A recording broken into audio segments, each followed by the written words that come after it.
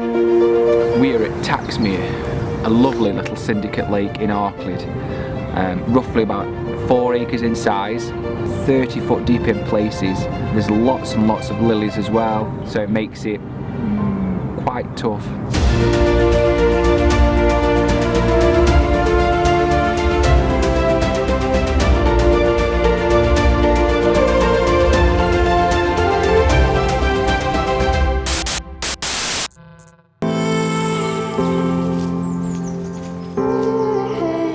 I like to come as much as I can. Arclid's lovely.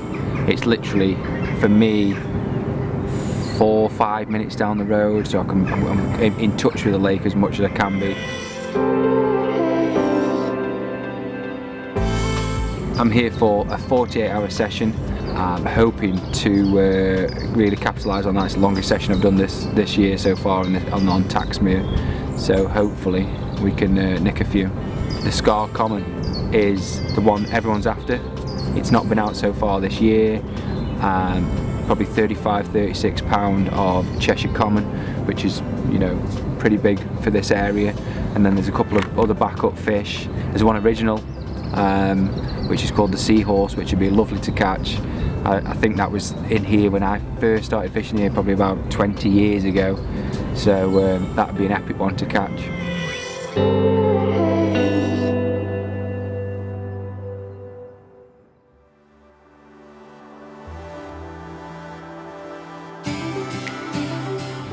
I've chosen the caravan swim for this 48-hour session, basically because it commands a lot of water, and the approach I've taken for this session is heavy baiting.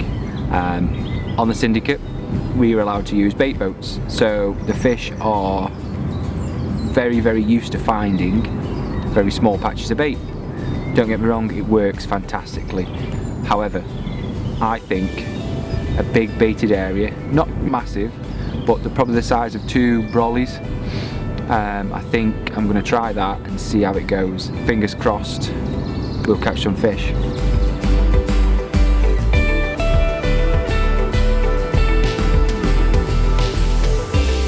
Fortunately on this lake we can use a little rowing boat, so when I got down here no one was here, so I just nipped out, found a lovely like salty-ish spot I suppose, and applied probably about 4 kilos of mixed hemp, sweet corn and boilies.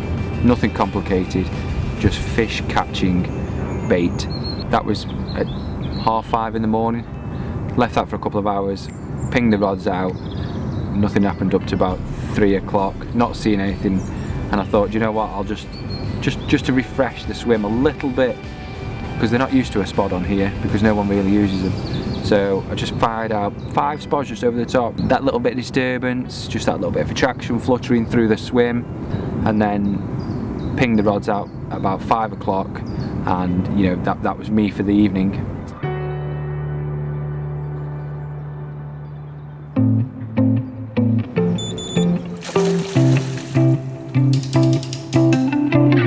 First fish of the session, 9 o'clock last night on the phone to my wife.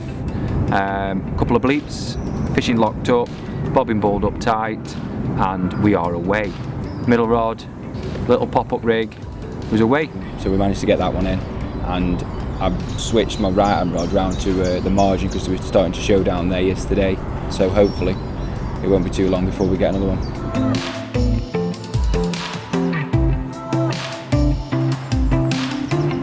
My mix consisted of freshly prepared hemp. I like to prepare it as fresh as I can, so a couple of days before the session whacked it into soak for 24 hours and then boiled it up myself. Added quite a lot of hemp oil to it because I like to give it as much pulling power as possible. The next thing I use is sweet corn. What carp doesn't love sweet corn? And I put quite a bit in, and you know, it's not like a little sprinkling, it's quite a big portion, to be honest with you. I'd probably say if the hemp was 2/3 and the sweet corn was 1/3, so it's, you know, it's quite a lot. And then I used 3 different sizes of boilies, 16, 14 and 12. Just confuses the fish a little bit.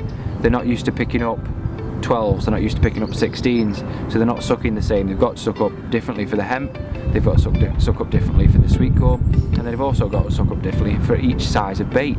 So if they come across your hook bait, it's just going to be sucked up as quickly as it possibly can, and then that's it, you've nailed them. So it's just all about creating confusion for the fish. And also I've used 2 different types of boilies. I've used a nutty mix and then also a meaty mix. And then, you know, that's just more confusion. They're picking up different things all the time.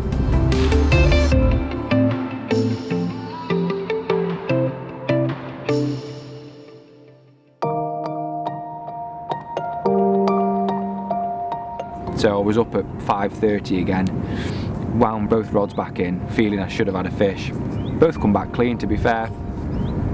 But what I did do is I nipped back out in the boat, if I'm honest with you, and trickled a little bit of bait out, flicked the rods back out in hope that the fish would turn up again.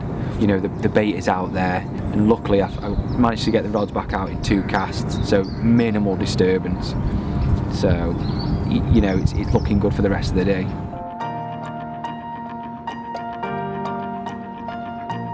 Not seen anything this morning. What I have seen is down to the right, a couple of fish showed right over the spot.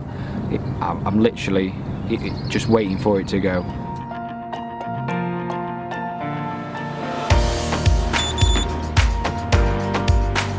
Totally out of the blue.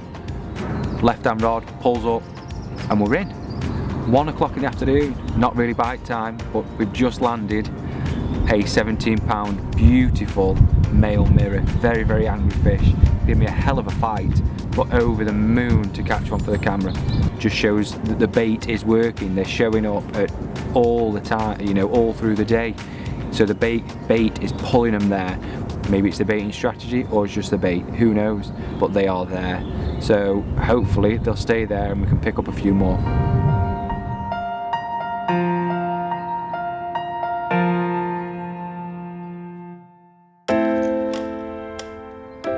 So I've got a couple of rigs out. 2 are wafters. Basically it's the same as the Ronnie rig, but all I do is cut the big O-ring off and fish it as a wafter rig, so the hook's lying on the lake bed and your 2 wafters or 1 wafter are just wafting above the hook. Absolutely deadly presentation. You still got all the movement of the Ronnie rig, so it's always spinning, always catching hold. And then I've got a Ronnie rig or a spinner rig, whichever one you want to call it. Very, very popular at the moment, very, very effective, really, really easy to tie. So you're always fishing, basically. As I'm using a combination of 2 boilies out in the lake as feed baits, I am using a combination on the hook baits. I've got one on a very, very meaty, fishy sort of pop-up that's on the Ronnie rig or the spinner rig, and then the other 2 are fishing with the nuttier sort of baits as wafters.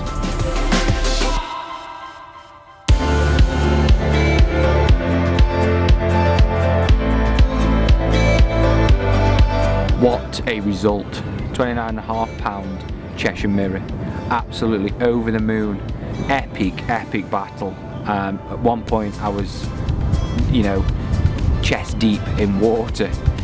Managed to get it through the pads at the beginning of the fight. Led it in like a dog. No big dramas whatsoever. And then as soon as it got 10-15 yards from the bank, all hell broke loose. Finally realised it was hooked. Just playing it round really, just in front of me with the rods, and then all of a sudden just kited off to the left. I've got a tree to my left and then some lilies to the left as well. Snag me round that. Well, there's only one thing to do, isn't there? You got to jump in. So I'm jumped in, up to my waist, up to my chest, trying to untangle. Managed to feel the fish and, you know, break the lily pad, and she's away. So quick rush back to the rod, and you know, I'm doing battle in the lake, up to my waist in water, can't get back on the bank because it's slippery and silty and horrible. So grab the net, chuck the net in the lake, and luckily managed to guide it into the net, and yeah, didn't really know what it was. Jumped out of the lake and looked in the bottom and thought, oh yeah, we've got a good one. Gave Kate a ring. Kate, get down here quick, we've got a potential 30 in the net. So she'd come down, obviously had to bring the kids down with her. Epic moment. See it, like, you know, seeing the kids looking at such an amazing creature, you know, it was brilliant, because hopefully one day they'll be with me.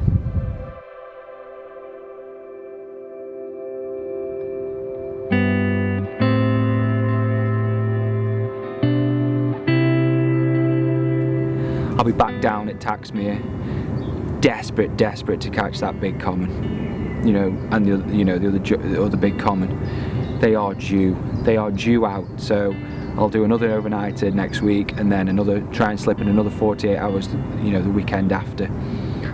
I'll give it until about, well, basically till they spawn, and then the lake will be shut.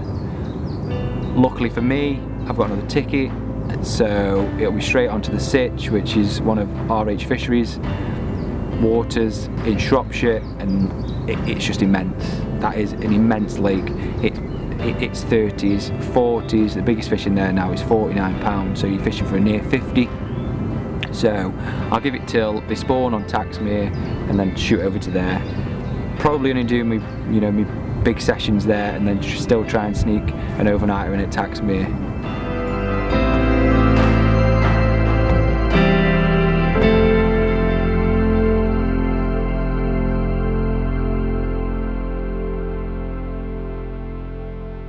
Is that it?